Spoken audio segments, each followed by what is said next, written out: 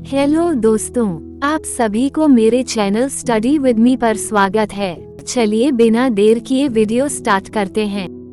प्रेमचंद के द्वारा लिखित बूढ़ी काकी कहानी की सारांश। ये कहानी एक वृद्धा महिला की है जिसे बूढ़ी काकी कहते हैं। बूढ़ी काकी में जीभ के स्वाद के अलावा अन्य कोई इच्छा नहीं थी। उसे विधवा हुए 5 वर्ष का समय व्यतीत हो चुका है। उसके जवान बेटे भी असमय मर चुके थे। इस संसार में ऐसा कोई नहीं था जिसे बूढ़ी काकी अपना कह सके। था तो केवल उसका दूर का भतीजा बुधिराम। भलेमानुष पंडित बुधिराम ने बूढ़ी काकी के सामने लंबे चौड़े वादे कर उसकी सब संपत्ति अपने नाम लिखवा ली। पैसे का लालची बुधिराम बहुत जल्दी ही बदलने लगा। बुधिराम की पत्नी रूपा भी व्यवहार से कठोर थी, लेकिन ईश्वर से अवश्य उसे डर लगता था। इसलिए वह बूढ़ी काकी से दुर्व्यवहार करते समय डरती थी। बुधिराम और उसकी पत्नी का व्यवहार बूढ़ी काकी के प्रति दिन पर दिन कठोर होता चला गया। यहाँ तक कि जिस बुढ़िया की जायदाद से 100-150 रुपए प्रतिमाह की आमदनी थी, वह भोजन तक के लिए तरसने लगी। बूढ़ी काकी जीभ के स्वाद के आगे विवश होकर रोने चिल्लाने लगती थी। हाथ पैरों से लाचार बुढ़िया जमीन पर पड़ी रहती और अपने प्रति उपेक्षा भरे व्यवहार पर चीखती चिल्लाती। बुधिराम के दोनों बेटे भी उसे चिढ़ाने परेशान करने में खुश होते थे। यहाँ तक कि वे दोनों उस बुढ़िया के ऊपर अपने मुंह का पानी भी उड़ेल देते थे। लेकिन बुधिराम की बेटी लाडली बूढ़ी काकी से बहुत प्यार करती थी। लाडली भाइयों से तंग होकर बूढ़ी काकी की कोठरी में आ जाती थी और चना चबाना जो कुछ भी होता था मिल बांटकर बूढ़ी काकी के साथ खाती थी।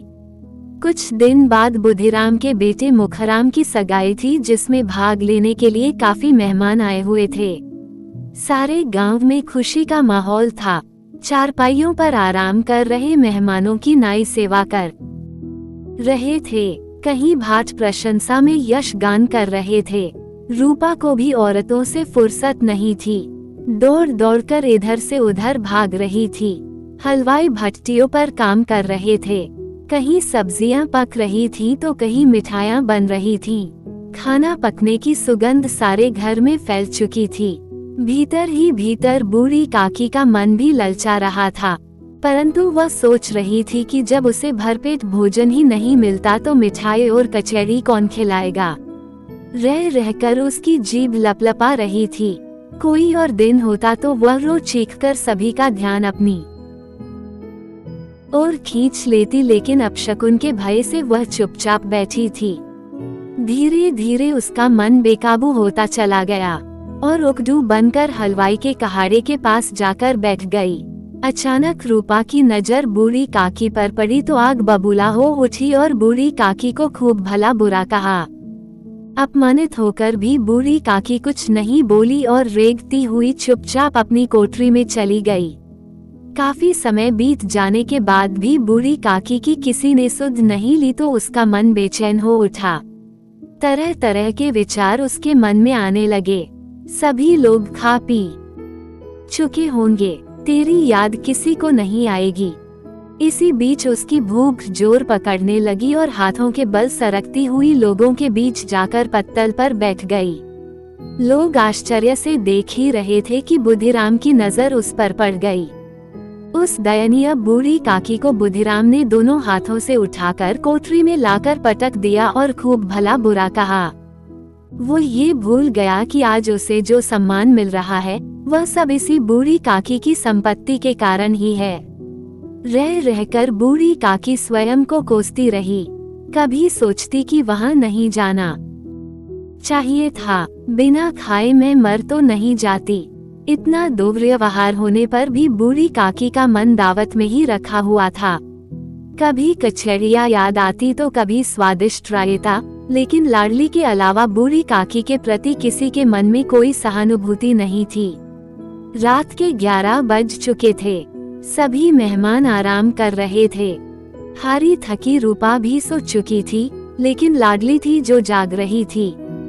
वो उस समय की प्रतीक्षा में थी जब अपने हिस्से का मिला हुआ खाना बूढ़ी काकी को जाकर खिलाए। रूपा को पता लगने पर पिटाई होने का डर था। माँ को सोता देखकर लाडली चुपके से अपने हिस्से की पुड़िया लेकर काकी के पास पहुंची। बेसब्री से इंतजार कर रही बुढ़िया एक ही झटके में सब खा गई, परंतु इससे उसकी भूख और बढ़ चुकी थी।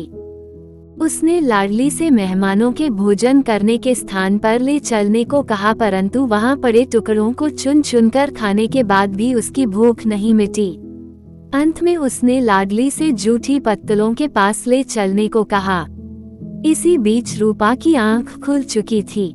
लाडली को अपने पास न पाकर रूपा ने इधर उधर देखा तो वह पत्तलों के पास खड़ी थी।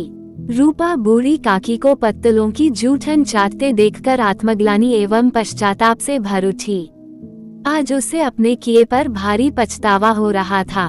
उसकी सोई आत्मा जाग उठी थी। आज उसने बूढ़ी काकी को धमकाया नहीं, अपितु उठकर साथ चलने को कहा। उसने सोचा, जिस बुढ़िया की जायदाद से हमें इतनी आमदनी हो रही है, उसके लिए मैं भरपेट भोजन तक भी नहीं दे सकी। ईश्वर से अपने अपराध के लिए क्षमा मांगती हुई रूपा अपने कमरे में गई और पकवान तथा मिठाई का थाल लेकर बूढ़ी काकी के पास पहुंची। भोजन के उस थाल को देखकर काकी का मन आनंदित हो उठा।